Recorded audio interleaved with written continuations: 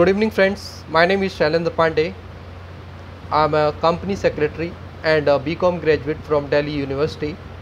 Today, I'm going to share with you my knowledge and experience on the topic financial sector, its importance and history and its journey in India, how it has begun and how it has changed the Indian economy, Indian industry and the life of the common people, how it has transformed from basic banking to new era of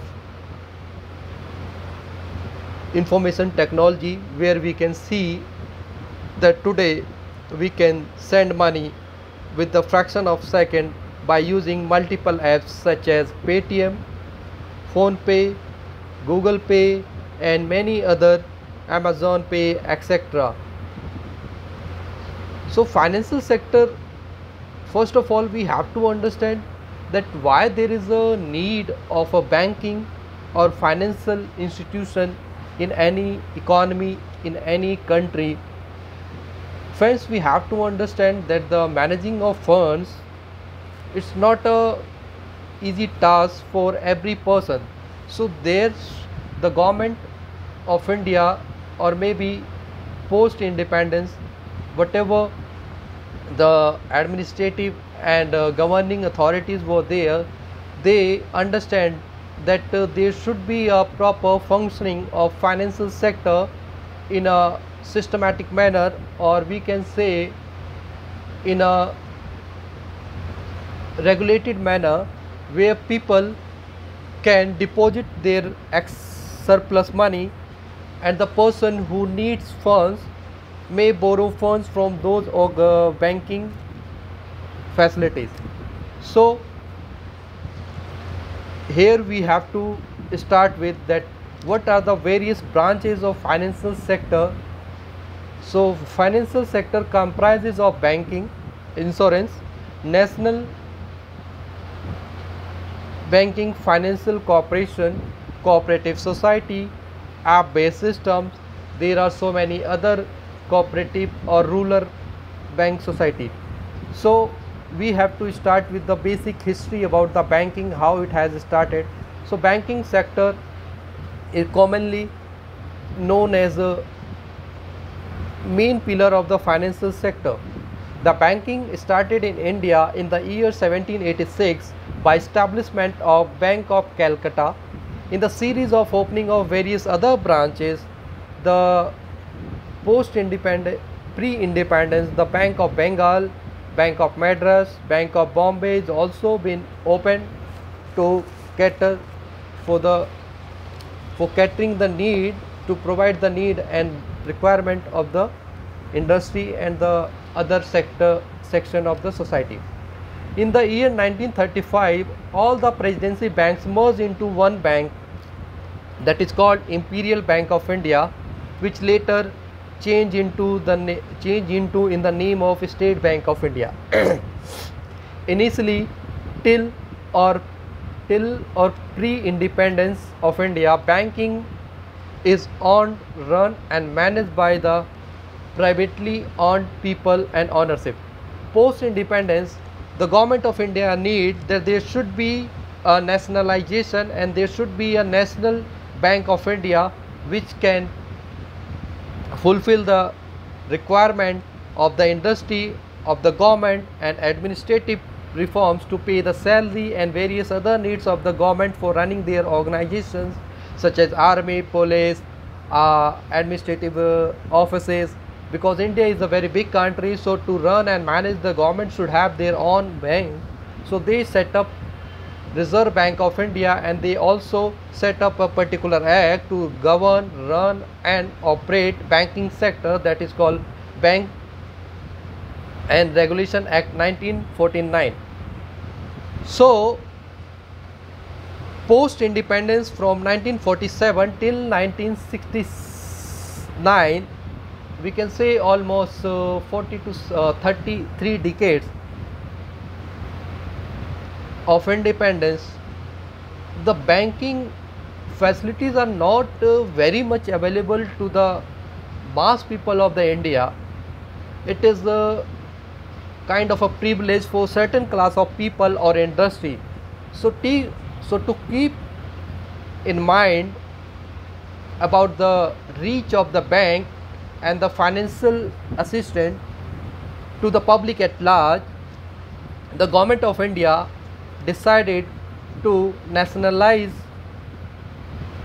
certain number of banks as a national banks. So we can see Punjab National Bank, Bank of Baroda, Bank of India, Bank of Maharashtra. There are, we can say, more than 13 to 14 bank has been nationalized to fulfill the requirement where the common people, agriculture need, farmers, distressed people can approach bank for their day-to-day needs or maybe their emergency requirement. But even though after nationalization of bank till late 90s, it was realized that the purpose of nationalization of bank has not been fulfilled. So post 1990, which is also called liberalization in India, liberalization of economy, when the liberalization of economy started happening in India, the government of India has also giving opportunity to the private sector, foreign banks to cooperate, to associate, to align, to joint venture, to open bank in India, operate. So in this way, so many new private banks come into existence here in current time. Also we can acknowledge their services like ICICI Bank, one of India's, I can say, most big private bank of India. Thereafter HDFC Bank, then Axis Bank, IndusInd Bank, and we can say today's time whatever new private banks we can say, it is a fruit, or we can say it is a result of the liberalization of 1990 economy by opening economy for the first. Even though it is very painful to know that when in 2014 the BJP government came into India, and they have acknowledged that even though after so many more than 60 to 70 years of independence, more than 30 to 40% people not having their bank accounts. So it was a very shocking for the government to provide their because we all aware that the Indian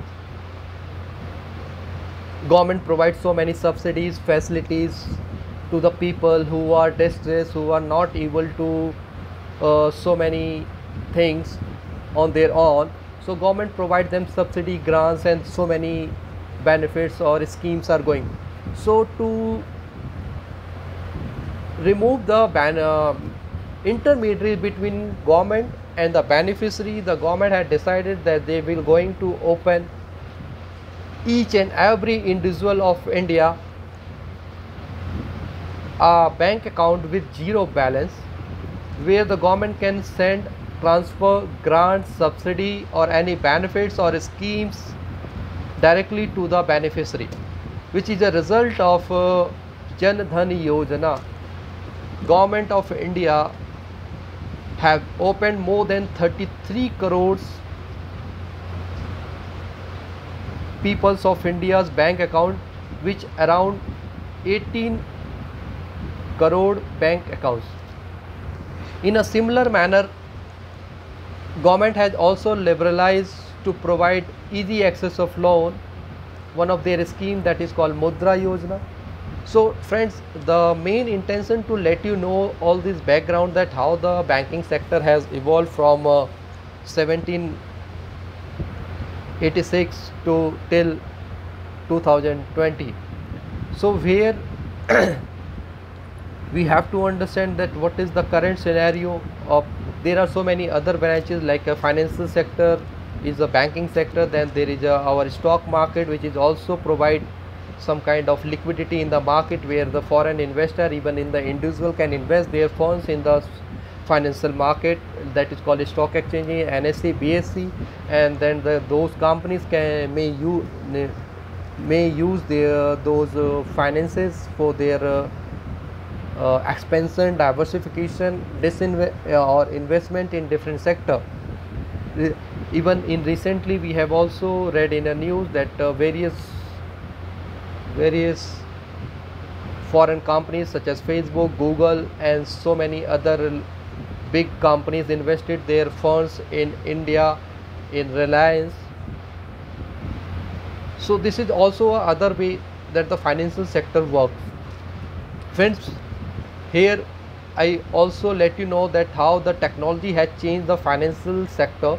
There was a time that every time the person has to go to the bank branches. Now then we can see that the ATM has came into existence. Now and thereafter electronic bank transfer came into existence. Now we can send money with a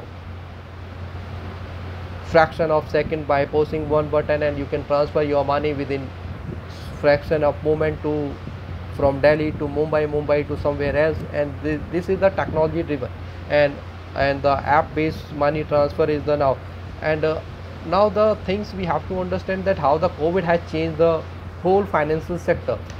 It is very painful to know that after COVID-19 the banking sector or financial sector has going through a very difficult and very tough time, and in a series of exemptions or relief has been given by the government of India through banks to the common people for a moratorium.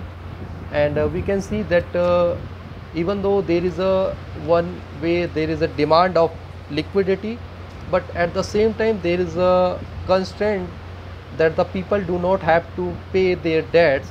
So it is a kind of a deadlock for the banking sector, that because they mainly depending upon the deposits coming from the common people, and the EMIs paid by the common people. If the EMIs deposit does not come from the common person, even as the industry who pay in large number of credit availed from the banking, and they pay interest and their monthly EMI, because the various industries has been collapsed in this COVID. So we can see there are airlines, and we can see that hotels, they're in a food sector. So these are the some tourism, and we can see that there is a slowdown in every kind of industry, which resulting that they are not, because most of the industry we have to understand in India, they work on the borrowings or lending from the banks. So if the revenue has not been generated, it is very difficult for any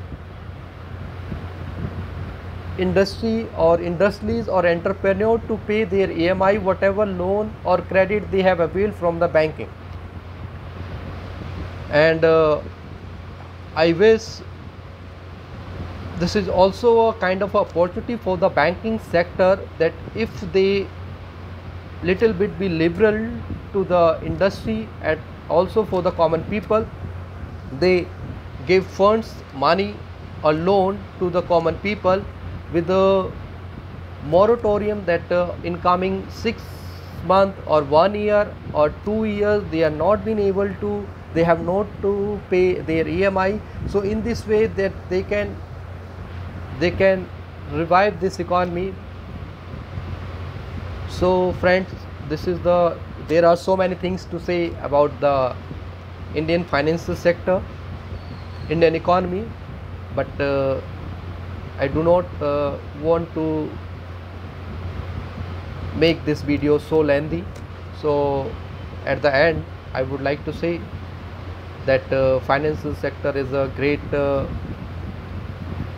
instrument in the life of common people, industry, education, institution, agriculture, or any person we can name it.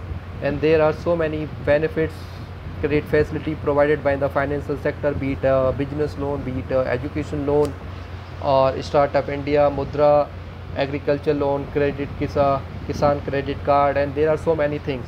So there are basically there are so many things that I can elaborate, and I can say you and can tell you about the financial sector more than day long. But at the end I would say thank you. I hope you will understand whatever I have shared with you, and your feedback, your comments and your questions are most welcome. Thank you so much. Dhanyavad.